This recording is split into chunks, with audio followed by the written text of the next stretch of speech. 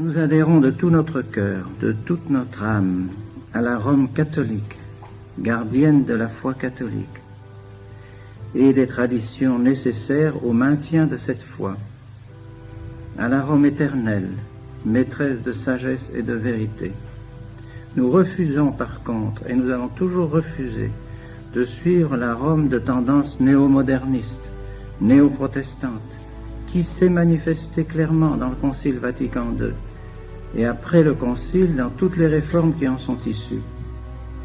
Toutes ces réformes, en effet, ont contribué ou contribuent encore à la démolition de l'Église, à la ruine du sacerdoce, à l'anéantissement du sacrifice et des sacrements, à la disparition de la vie religieuse, à un enseignement naturaliste et théardien dans les universités et les séminaires, la catéchèse, enseignement issu du libéralisme et du protestantisme, condamné maintes fois par le magistère solennel de l'Église.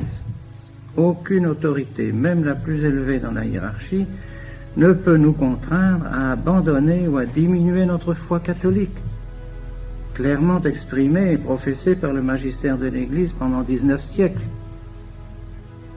C'est pourquoi, sans aucune rébellion, aucune amertume, aucun ressentiment, nous poursuivons notre œuvre de formation sacerdotale sous l'étoile du magistère de toujours, persuadés que nous ne pouvons rendre un plus grand service à la Sainte Église catholique, au souverain pontife et aux générations futures.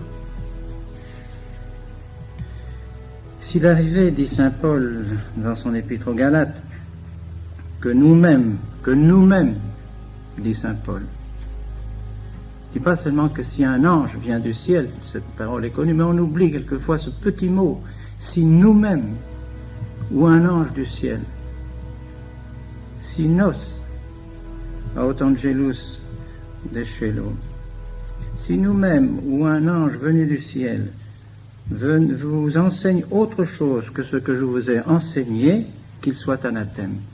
Saint Paul se fait anathème lui-même s'il enseigne des nouveautés, s'il enseigne quelque chose qu'il n'a pas enseigné autrefois. N'est-ce pas ce que nous répète ou doit nous répéter le Saint-Père aujourd'hui? Et si donc il y a apparemment une certaine contradiction qui se manifesterait dans ses paroles ou dans ses actes, ainsi que dans les actes des dicastères, alors nous choisissons ce qui a toujours été enseigné. Et nous faisons la sourde oreille aux nouveautés destructrices de l'Église. On ne peut modifier profondément la lex orandi, c'est-à-dire la liturgie, sans modifier la lex credendi.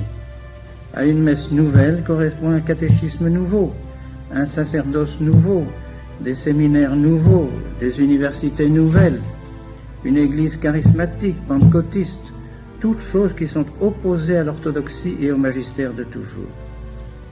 Cette réforme étant issue du libéralisme, du modernisme, elle est tout entière empoisonnée. Elle sort de l'hérésie et aboutit à l'hérésie, même si tous ces actes ne sont pas formellement hérétiques. Il est donc impossible à tout catholique conscient et fidèle d'adopter cette réforme et de s'y soumettre de quelque manière que ce soit.